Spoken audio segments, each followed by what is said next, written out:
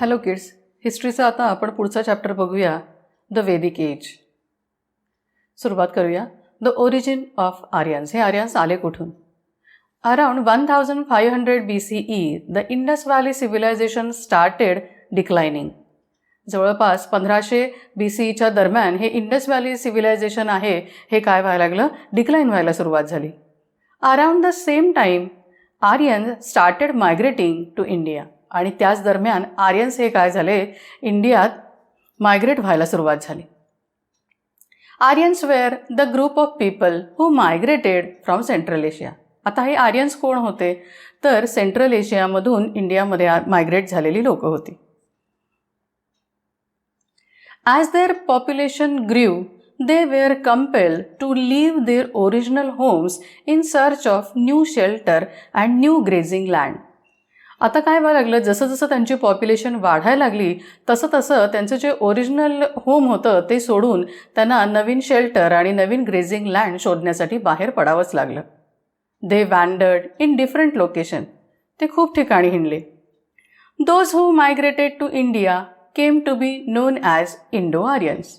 आणि जे इंडियात मायग्रेट झाले त्यांना काय म्हणतात? इंडो आर्यन्स म्हणतात. Aryans entered India through the Khyber Pass. आता इथं मॅपमध्ये तुम्हाला दाखवलंय बघा, ते सेंट्रल एशियातनं आले, तिथं खायबर पास म्हणजे कुठल्या रस्त्याने आले ते तिथं मी दाखवले. The migration took place in several stages and over several centuries. आता हे मायग्रेशन जे ह्यांचं आर्यनचं होतं ते काय आहे? वेगवेगळ्या स्टेजेसमध्ये झालं आणि त्याला बऱ्याच सेंचुरीज लागल्या. They came in to conflict with the local people called Dasyus. आणि जी लोकल लोकं होती त्यांच्याबरोबर त्यांचं काय झालं? युद्ध झालं. त्यांना काय म्हणायचे? दास्यूज म्हणायचे. Dasyus became Dasas or slaves of the conquerors. आणि जी लोक जिंकले त्यांचे हे काय झाले? दास्यूज जे होते ते नंतर काय झाले? दास म्हणजेच स्लेव्स झाले. They were admitted into the Aryan society as the Shudras. आता ही जी दास होते हे काय झाले? या आर्यन सोसायटीमध्ये शूद्राज म्हणून सामील झाले. The Aryans first settled in the Sapta Sindhu region, the region of 7 rivers. आता हे आर्यन जे आले ते पहिल्यांदा सेटल कुठे झाले? तर सप्त सिंधू रिजनमध्ये, म्हणजे 7 नद्यांच्या रिजनमध्ये. आता ह्या 7 नद्या कुठल्या होत्या ते बघूया. The 7 rivers were the Indus, the Jhelum, the Chenab, the Ravi, the Beas, the Sutlej and Saraswati. या 7 नद्यांच्या एरियामध्ये ते पहिल्यांदा राहिले. They name this region Brahmavarta which means the land of gods. पहिल्यांदा ते जिथं राहायला आले तेव्हा त्यांनी काय केलं? त्या एरियाला ब्रह्मवर्त म्हणून नाव दिलं. ब्रह्मवर्त ह्याचा अर्थ काय? Land of gods. They started moving towards the east and conquered territories till the Ganga Yamuna plains. आता ते ईस्टकडे पुढे पुढे जायला लागले आणि त्यांनी काय केलं? गंगा यमुना प्लेन्स आहे तिथंपर्यंतचा एरिया सगळा जिंकून घेतला. They started calling the area as Aryavarta or the land of Aryans. आणि त्यांनी ह्या सगळ्या रिजनला काय नाव दिलं? एरियाला आर्यवर्त, म्हणजे काय? या आर्यन्सची ती लँड आहे असं. The Vedic age is divided into 2 periods between 1500 BCE to 1000 BCE. आता हा जो वेदिक पिरियड आहे तो ह्या 1500 BCE ते 1000 BCE ह्या दरम्यानच्या काळात त्याचे काय झाले? 2 पिरियड झाले. During which the Aryans lived in the Brahmavarta is known as the early Vedic period. आता हे वेदिक एजचे जे 2 पिरियड आहेत त्याच्यामध्ये 1500 ते 1000 BCE हा जो काळ हा जो पिरियड आहे त्याला काय म्हणतात? ब्रह्मवर्त. त्यालाच अर्ली वेदिक पिरियड म्हणून ओळखलं जातं. Period from 1000 BCE to 500 BCE during the Aryans resided in the Aryavarta is known as the latter Vedic period. आणि दुसरा पिरियड कुठला होता? 1000 BCE टू 500 BCE. या दरम्यान काय झालं? हे आर्यन्स या आर्यवर्तमध्ये राहिले, त्यालाच लॅटर वेदिक पिरियड असंही म्हणतात. आता हे कळलं कशावरनं? हे सोर्सेस कुठले होते ते आपण बघूया. ह्याच्यात एक होतं वेदिक लिटरेचर, नंतर होतं इंडो युरोपियन लँग्वेजेस आणि तिसरं आहे आर्किओलॉजिकल सोर्सेस. आता यातले बरेचसे रेफरन्सेस आपल्या पहिल्या धड्यामध्ये पण आपण बघितलेले आहेत. आता वेदिक लिटरेचर बघूया. The information about the life of Aryan is mainly derived from the various sacred books. These are collectively known as Vedic literature. म्हणजे या आर्यन विषयींची जी महत्त्वाची माहिती आहे ती आपल्याला एक पवित्र पुस्तक आहे त्याच्यातनं मिळते आणि ह्या सगळ्या कलेक्शनला काय म्हणतात? वेदिक लिटरेचर म्हणतात. Vedic literature includes the Vedas, the Upavedas, the epics, the Ramayana and Mahabharata and Puranas. आता ह्या वेदिक लिटरेचरमध्ये काय काय येतं? वेदाज येतात, उपवेदाज येतात आणि इपिक्स म्हणजे रामायण आणि महाभारतासारखी महाकाव्य येतात आणि पुराणास पण येतात. The word Veda means knowledge. आता हे शब्द वेदा म्हणजे याचा अर्थ काय? नॉलेज.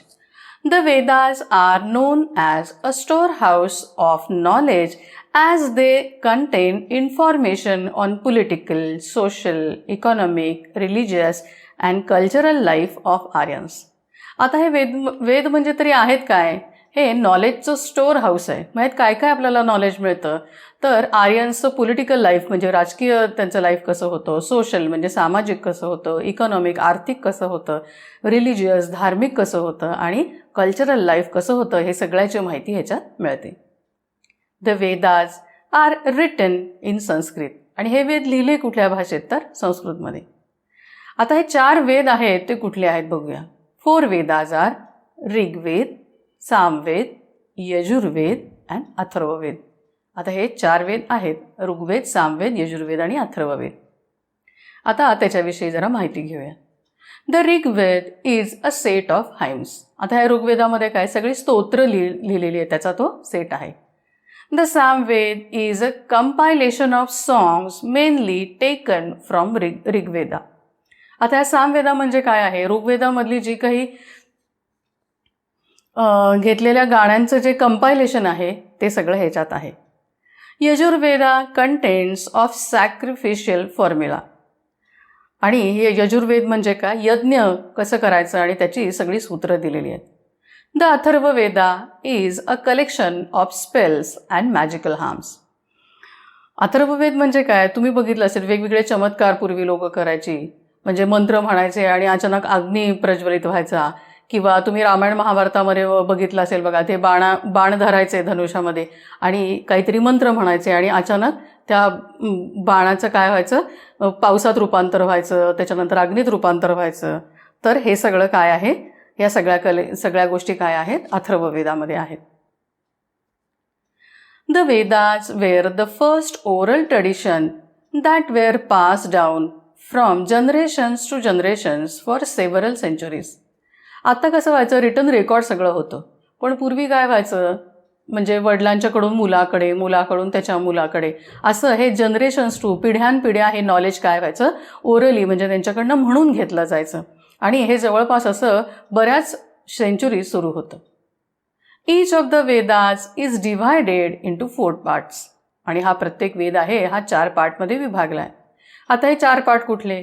संहिता, द ब्राह्मणाज, उपनिषदाज अँड आर्यंकाज, हे त्याचे 4 भाग आहेत. आता संहिता म्हणजे काय? The Samhitas are collection of mantras or hymns. आता संहिता म्हणजे काय? ही सगळी स्तोत्रांचं कलेक्शन आहे. The Brahmanas are prose text which contain detail about the meaning of Vedic hymns and rituals. आता हे ब्राह्मणाज म्हणजे काय येणार? तर प्रोज टेक्स्ट ज्याच्यामध्ये हे वेदिक स्तोत्र आणि रीतिरिवाजांचे जे अर्थ सांगितले आहेत ते सगळे या ब्राह्मणाजमध्ये आहेत. The Upanishads were the philosophical commentaries on Vedas आणि उपनिषदा म्हणजे काय? ह्या वेदांवर केलेली philosophical commentary. The Aranyakas are written for the guidance of the hermits and the students living in the forest. म्हणजे पूर्वी जे ऋषीमुनी आणि जे विद्यार्थी ह्याच्या जंगलात राहायचे त्यांच्या गायडन्ससाठी हे आर्यंकाज लिहिलं गेलं. They form the concluding part of Brahmanas आणि यांनीच नंतर काय केलं, या ब्राह्मणाचा शेवटचा पाठ तयार केला. The Upavedas are subsidiary Vedas. आता उपवेदा म्हणजे काय, हे वेदांचे काय होते, सबसिडियरी म्हणजे सहाय्यक होते. 4 Upavedas such as Gandharva Veda means art of music, Ayurveda medicine, Dhanurveda war tactics and Shilpaveda art of architecture. म्हणजे यात काय काय होतं बघा, म्युझिकशी रिलेटेड होतं ते गंधर्व वेदा होतं, मेडिसिन म्हणजे औषधांशी रिलेटेड होतं ते आयुर्वेदा होतं, वॉर टॅक्टिक्स म्हणजे लढायचं कसं ते शिकवलं जात होतं ते धनुर्वेदा होतं, आणि आर्ट ऑफ आर्किटेक्चर म्हणजे किती ह्या गोष्टी जुन्या आहेत बघा हां, ते शिल्पवेदा म्हणून होतं. आता महाभारताविषयी बघूया. The Mahabharata is the longest poem in the world. सगळ्यात जगामध्ये महाभारत हे काय, सगळ्यात मोठी पोएम आहे. It is made up of almost 1,00,000 couplets. म्हणजे 2-2 ओळींचे आपण म्हणतो ना, एक त्याचा कपलेट्सचा अर्थ काय, तर 2 lines of poetry of equal length, एकाच ह्याच्या समान लांबीच्या जोडीत येणाऱ्या कवितेंच्या ओळी. It is about 7 times the length of Iliad and Odyssey combined. आता हे इलियाद आणि ओडिसी काय आहे, ग्रीक इपिक आहेत, आणि ते दोन्हींचं कंबाईन जरी केलं तरी त्याच्यापेक्षा महाभारत हे 7 times मोठं आहे. It is divided into 18 Puranas or sections. आणि हे परत 18 पुराणं किंवा सेक्शन्स ह्याच्यामध्ये डिव्हाइड केले. आता इंडो युरोपियन लँग्वेजेस बघूया. Vedic Sanskrit belongs to the Indo Aryan group of languages which is sub division of Indo European family of languages. आता इंडो इरानियन मध्ये 2 सब डिव्हिजन आहेत. वैदिक संस्कृत हे इंडो आर्यन ग्रुप ऑफ लँग्वेजेसला belong करतं, जे इंडो युरोपियन लँग्वेज फॅमिलीचे sub division आहेत. They are 10 main divisions of Indo European language family. आणि त्याच्यात 10 अशा मेन डिव्हिजन्स आहेत. आता त्या कुठल्या आहेत बघूया. They are Anatolian, Albanian, Armenian, बाल्टोस्लॅविक, त्याच्यानंतर Celtic, Germanic, Greek, Indo Iranian आणि Indo टोचारियन. The Indo-Iranian consists 2 main subdivisions, Indo-Aryan and Iranian. आता इंडो इरानियनमध्ये 2 परत सब डिव्हिजन आहेत, एक इंडो आर्यन आणि Iranian. Vaidik Sanskrit is the oldest record of an Indo Aryan division of language. आता हे Indo Aryan division of लँग्वेजमध्ये सगळ्यात ओल्ड रेकॉर्ड कुठलं असेल तर हे वैदिक संस्कृत आहे. Hindi, Bengali, Sinhali and the many dialects of Roman are most of the examples of modern Indo-Aryan languages. आता हिंदी, बंगाली, सिंहली आणि इतर रोमन बोली भाषा जे आहे हे मॉडर्न इंडो आर्यन लँग्वेजची काही एक्झाम्पल्स आहेत. The well-known ancient varieties of Iranian language are Avestan, the sacred language of Zoroastrian and Old Persian. आता अवेस्थन ही झोरास्ट्रियन्सची पवित्र भाषा आणि ओल्ड पर्शियन ह्या इरानियन लँग्वेजच्या वेल नोन एन्शंट व्हरायटीज आहेत. Persian, Parsi, Pashto, Afghan, Kurdish and Ossetic are some of the examples of modern Iranian language. आणि ही जे वरती दिलेले आहेत, फारसी आहे, अफगाण आहे, कुर्दिश आहे आणि ओसाटिक आहे, ह्या काय आहेत मॉडर्न इरानियन लँग्वेजची एक्झाम्पल्स आहेत. आता आर्किओलॉजिकल सोर्सेस बघूया. The grey ware and the painted grey ware pottery belonging to the early Vedic period were discovered at different sites such as Bhagwanpura, Dadheri, Nagar, Katpalon in Punjab and Haryana. आता ही ग्रेवेअर आणि पेंटेड ग्रेवेअर पॉटरी आहे ही अर्ली वैदिक पिरियडशी संबंधित आहे. मग त्या वेगवेगळ्या साईट्समध्ये आपल्याला मिळाल्या.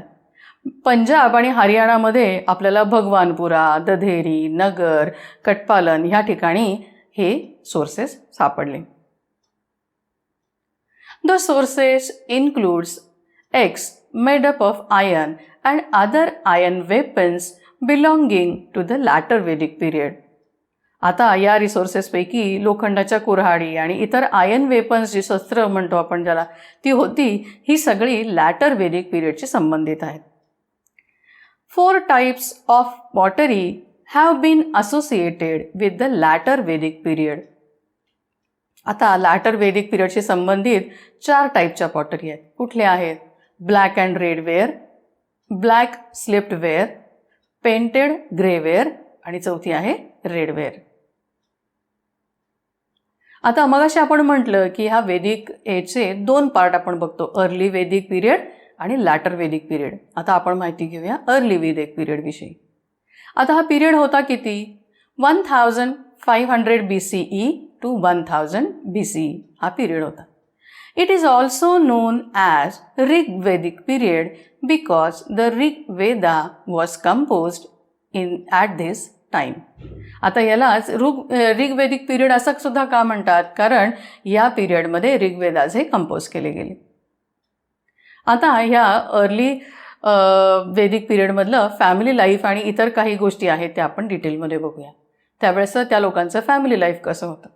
द फॅमिली, गृहा और कुला was the basic unit of the state. म्हणजे फॅमिली म्हणजे कुटुंब किंवा गृह किंवा कुळ म्हणतो ना आपण, तेच बेसिक युनिट ह्या लोकांचं होतं.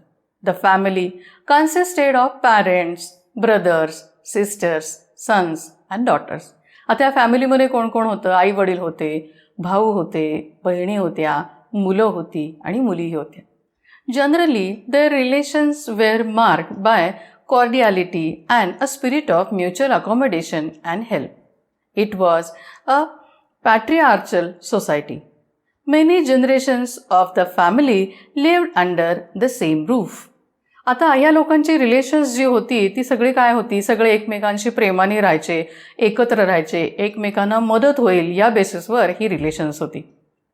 आणि ही जी सोसायटी होती ती कशी होती? पुरुष प्रधान, म्हणजे काय? पुरुषांना प्राधान्य जास्त होतं. आणि सगळ्या बऱ्याचशा पिढ्या ह्या एकत्र एकाच छताखाली म्हणजे सेम रूफ खाली राहत होत्या. आता पोझिशन ऑफ वुमन कशी होती आपण बघूया. It was of great honour and authority as compare to that of latter Vedic period. म्हणजे लॅटर वेदिक पिरियडपेक्षा ह्या पिरियडमध्ये वुमनना काय होतं?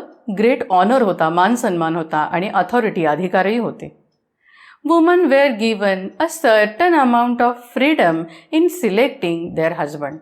या स्त्रियांना काही प्रमाणात त्यांचा नवरा निवडण्याचे फ्रीडम होतं. Monogamy was the usual practice.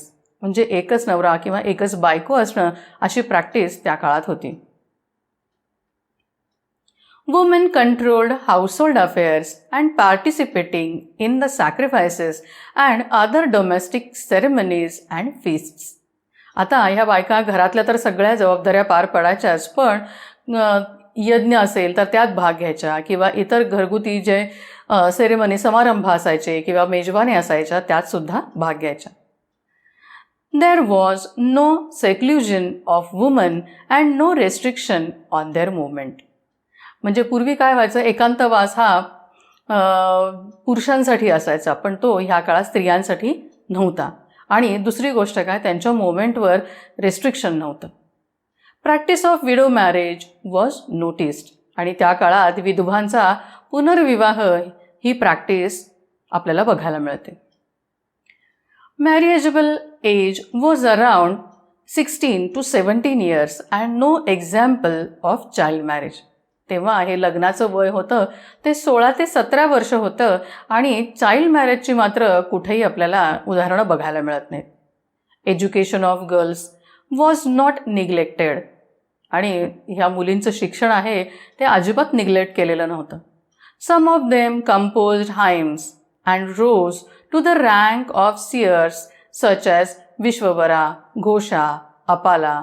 म्हणजे काय होतं? हे शिक्षण तर ह्या मुलींचं अजिबात निग्लेक्ट केलेलं नव्हतं, पण त्याच वयात काय झालं? त्यांच्यापैकी काही जणी ह्या स्तोत्र कंपोज करायच्या. त्याच्यामध्ये काय काय कोण कोण होत्या, काही विश्वेश्वरा, घोष आणि आपाला ह्या तर भविष्यवाणीसुद्धा करायच्या. आता आश्रम सिस्टीम बघूया या वेदिक एजमध्ये कशी होती. Aryans believe that a person lived for 100 years. या आर्यांचा असा विश्वास होता की एखादी व्यक्ती जगत असेल तर ती साधारण 100 वर्ष जगते. They divided the life of man into 4 equal stages of ashram. म्हणून त्याने काय केलं, ह्या माणसांचं लाईफ आहे हे 4 आश्रमच्या इक्वल स्टेजेसमध्ये डिवाईड केलं. पहिलं होतं ब्रह्मचर्य, त्याच्यात 1 ते 25 वर्षाचा वयोगट होता. नंतर गृहस्थाश्रम 25 ते 50, नंतर वानप्रस्थाश्रम 51 ते 75 आणि संन्यास हे 76च्या पुढे. असं त्यांनी 4 इक्वल स्टेजेसमध्ये हे विभागलं गेलं होतं. आता त्याचे डिटेल्स बघूया.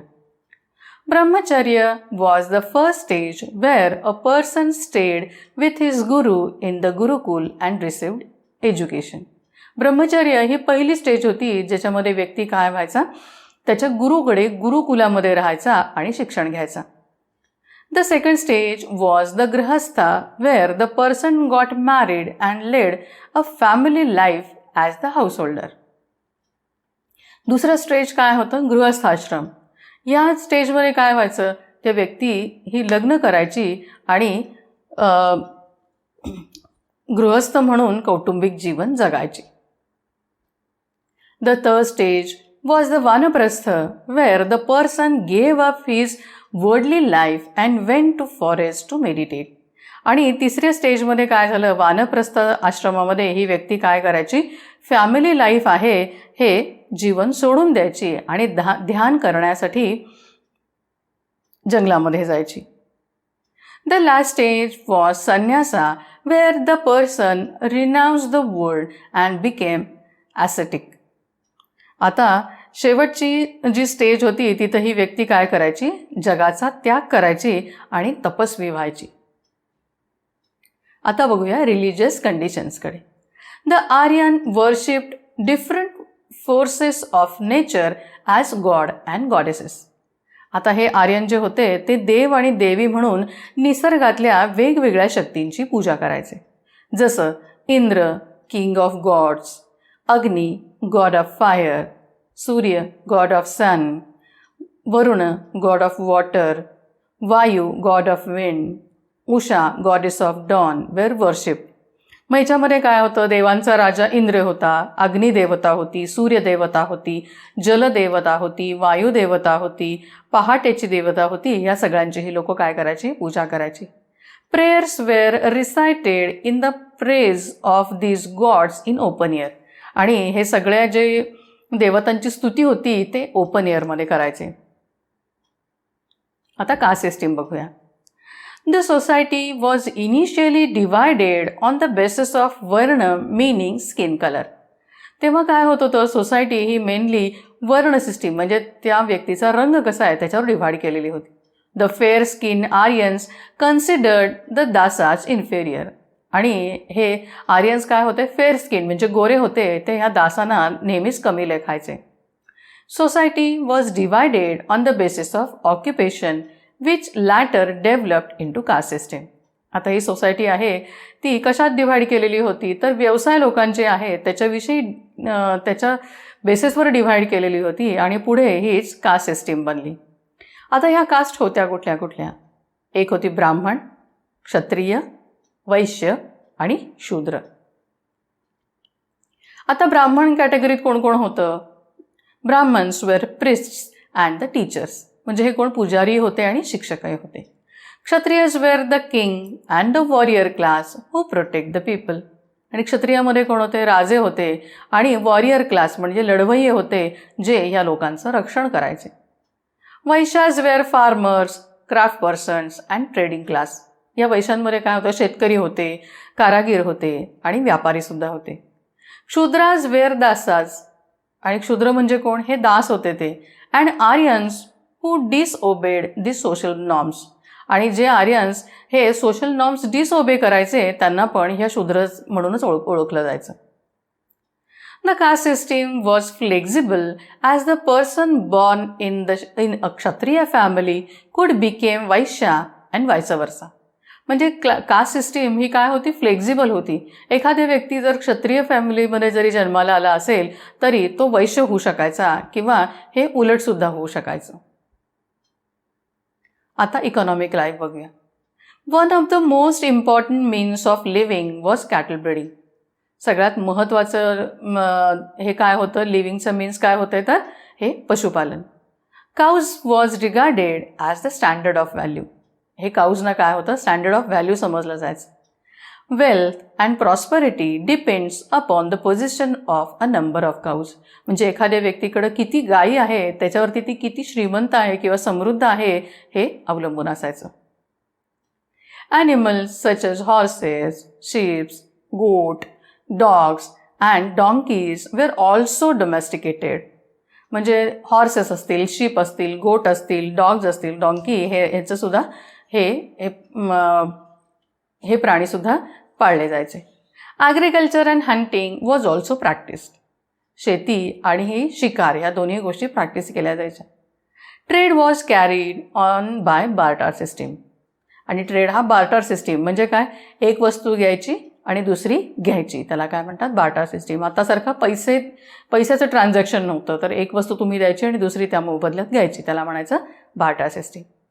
ऋग्वेदाज mention artisans such as weaver, leather worker and potter. आणि या ऋग्वेदामध्ये हे आर्टिझन्स म्हणजे होते, त्याच्यात वेवर होते, लेदर वर्कर होते आणि पॉटर होते, यांचासुद्धा उल्लेख आपल्याला बघायला मिळतो. आता पॉलिटिकल लाईफ कसं होतं. The grams or villages were formed by a number of families that were connected with the ties of kinship. आता एकमेकांच्या नातेसंबंधाने जोडलेल्या कुटुंबांचे मिळून काय व्हायचं, एक ग्राम किंवा विलेज तयार व्हायचं. Several villages composed a viz or district. आणि हे सगळी विलेजेस मिळून काय तयार व्हायचं, एक डिस्ट्रिक्ट किंवा जिल्हा तयार व्हायचा, गावं मिळून. Group of vis made the Janas or the tribes. आता हे सगळे डिस्ट्रिक्टचा ग्रुप मिळून काय व्हायचं, जन किंवा ट्राईब तयार व्हायचं. The Rigvedic Aryans were divided into several tribes. आणि हे ऋग्वेदिक आर्यन्स आहेत हे वेगवेगळ्या ट्राईब्समध्ये डिव्हाइड झाले. Each tribe was under the rule of a king or a Rajan. आणि हे प्रत्येक ट्राईब होती ती एका राजाच्या किंवा राजनच्या रूलखाली होती. The king led the tribe in a battle and ensured their protection. हा राजा काय करायचा, ह्या ट्राईब्सला ह्या युद्धामध्ये लीड करायचा आणि त्यांना प्रोटेक्शनची खात्री द्यायचा. The king did not raise any fixed taxes for the maintenance of the state.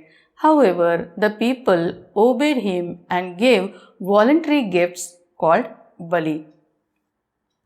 आता या राजाने काय केलेलं होतं, या राज्याच्या देखभालीसाठी कुठलाही जादाचा टॅक्स घेतलेला नव्हता. पण काय व्हायचं, त्याची आज्ञा ही लोक पाळत होती आणि व्हॉलेंटरीली त्याला काही गिफ्ट द्यायची, त्यालाच बळी म्हणलं जायचं. हे झालं अर्ली वेदिक पिरियड विषयी. आता बघूया latter Vedic period. Period 1000 BCE to 500 BCE हा लॅटर वेदिक पिरियड आहे. Also known as the epic period because the two great epics, the Ramayana and the Mahabharata, were written during this period. आणि ह्यालाच epic period सुद्धा म्हणतात कारण या काळामध्ये रामायण आणि महाभारतासारखी मोठीच्या मोठी काव्य लिहिली गेली, ग्रेट एपिक्स लिहिली गेली. द जॉईंट फॅमिली, इथलं फॅमिली लाईफ कसं होतं. The joint family system was further strengthened. आता जे फॅमिली लाईफ होतं ते अजून काय झालं, मजबूत झालं. The birth of a son was welcome. आता मुलाच्या जन्माला काय जास्त स्वागत व्हायला सुरुवात झाली. आता या काळातलं position of woman. The position of women started deteriorating in the latter Vedic period. म्हणजे पूर्वी जेवढा मान सन्माननी होता त्याच्यापेक्षा आता काय व्हायला लागलं, लॅटर पिरियडमध्ये पोझिशन ऑफ वुमन ही काय लागली, खाली खाली जायला लागली. Woman could no inherit or own properties. म्हणजे स्त्रियांना आता कुठल्याही मालमत्तेचा वारसा किंवा स्वतःची मालकी मिळू शकली नाही. Womans were employed in dyeing, embroidery and basket making sectors. आणि त्यांना डाईंग, एम्ब्रॉयडरी आणि बास्केट मेकिंग सेक्टरमध्ये कामं मिळायला लागली. Some woman received higher education, पण काही स्त्रियांना मात्र हे हायर एज्युकेशन मिळवलं होतं. It facilitate them to take a prominent part in philosophical discussions in the royal courts. आणि त्यामुळे त्यांना काय व्हायचं, राज दरबारात या फिलॉसॉफिकल डिस्कशनमध्ये प्रमुख भूमिका घेणं शक्य झालं होतं. आता religious conditions. The early Vedic gods lost their importance. आता अर्ली वेदिकमध्ये आपण वेगवेगळे गॉड बघितले, त्यांचं महत्त्व आता काय झालं, कमी झालं. While the trinity, Brahma the creator, Vishnu the preserver and Shiva the destroyer became the important gods. Trinity म्हणजे त्रिमूर्ती आपण ज्याला म्हणतो. मग त्यात कोण कोण होतं? ब्रह्मा म्हणजे सगळी हे क्रिएटर, तयार करणारा होता, निर्माता होता. विष्णू हा काय होता? रक्षण करणारा होता. आणि शंकर हा काय करणारा होता? सगळं नष्ट करणारा किंवा डिस्ट्रॉयर होता. आणि ह्याच तिन्ही देवांना जास्त महत्त्व दिलं गेलं. The mode of worship became complex. आता झालं काय, देवाची उपासना करण्याची जी पद्धत होती ती जास्त काय झाली, जटिल म्हणजे किंवा कॉम्प्लेक्स झाली. रिलिजन बिकेम मटेरियलिस्टिक, आणि धर्म आता काय झाला, मटेरियलिस्टिक झाला. Elaborate rituals and sacrifices were perform. आणि आता हे जे विधी म्हणजे रिच्युअल्स केले जायचे ते अत्यंत विस्तृत केले जायचे आणि यज्ञही केले जायचे. आता कास्ट सिस्टीम बघूया. Caste system became rigid. आता ही कास्ट सिस्टीम काय झाली, अजून रिजिड झाली. Mobility or change of occupation was not allowed. म्हणजे पूर्वी आपण काय बघितलं होतं की क्षत्रिय असला तरी वैश्य होऊ शकायचं आपण. आता लॅटर वेदिक पिरियडमध्ये हे ऑक्युपेशन चेंज करणं हे अलाउड नव्हतं. The occupation of a person was based on the caste he was born in. आता व्यक्तीचा व्यवसाय आहे तो ज्या कास्टमध्ये जन्माला आला आहे त्याच्याच वरती अवलंबून होतं. The Brahmanas were at the apex of social ladder followed by Kshatriyas and the Vaishyas. ब्राह्मण हे काय होते, सोशल लॅडरमध्ये सगळ्यात वरच्या स्थानावर होते आणि त्याच्यानंतर क्षत्रिय आणि वैश्य होते. The Shudras were at the lowest rung of the social ladder and regarded as impure. आता शूद्र काय होते, सगळ्यात लोएस्ट लॅडरमध्ये सगळ्यात खालच्या लेवलला होते आणि त्यांना अपवित्र मानायचे. They were not allowed to take part in religious ceremonies. त्यांना कुठल्याही धार्मिक कार्यक्रमात भाग घ्यायला अलाउड नव्हतं. Intercaste marriages not allowed. आणि इंटरकास्ट मॅरेजेससुद्धा अलाउड नव्हती. आता मुद्दाम हे सोशल लॅडर दाखवले ज्याच्यामध्ये ब्राह्मण सगळ्यात वरती आहे, त्याच्यामध्ये ट्रेडिंग आणि टीचर्स आणि प्रिस्ट आहेत, मग क्षत्रिय आहेत, त्याच्यात नोबिलिटी अँड वॉरियर्स आहेत, त्याच्यानंतर वैश्य आहेत, मग त्यात फार्मर्स, ट्रेडर्स अँड क्राफ्ट्समन आहेत, आणि शूद्रासमध्ये काय मेनियल जॉब्स, हे सगळ्यात कमी लेख असलेली ही लॅडर आहे. आता इकॉनॉमिक लाईफ बघूया. During this period great progress in agriculture was made. या पिरियडमध्ये काय झालं, शेतीची खूपच प्रगती झाली. The important in the quality and size of plough as well as the use of manure led to increase in agricultural production. म्हणजे हा जो नांगर होता त्याची क्वालिटी आणि साईज हा पण इम्प्रूव्ह झाल्यामुळे काय झालं, आणि शिवाय खतांचा वापर केल्यामुळं ॲग्रिकल्चरल प्रोडक्शन मोठ्या प्रमाणात वाढलं. There was a rise in the variety of occupations such as caritors, hunters, shepherds, fishermen, jewelers, washermen, dyers, cooks, astrologers, barbers and musicians.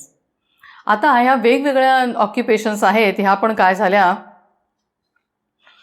तयार झाल्या. त्याच्यामध्ये कोण कोण होतं, तर रथ चालवणारे म्हणजे सारथी होते, कॅरिएटर्स, हंटर्स शिकारी होते, शेपर्ड म्हणजे मेंढपाळ होते, फिशरमेन मच्छीमारी करणारे होते, ज्वेलर्स सराफ होते, वॉशरमेन धोबी होते, डायर्स होते, कुक म्हणजे स्वयंपाकी होते, ॲस्ट्रॉलॉजर्स म्हणजे भविष्य सांगणारे होते, त्याच्यानंतर बार्बर म्हणजे न्हावी होते. असे वेगवेगळे व्यवसाय असणारी लोकं होती.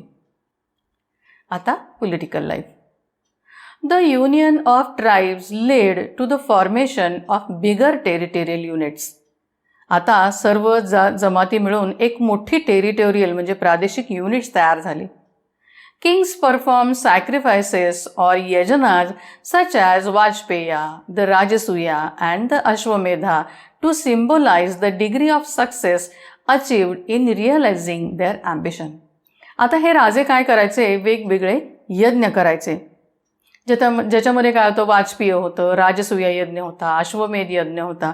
आणि हे कशाचं करायचं, तर ह्या लोकांची जी महत्त्वाकांक्षा होती त्या महत्त्वाकांक्षेचं रिअलायझेशन होण्याकरता आणि त्यांच्या ते विजयाचं प्रतीकही होतं.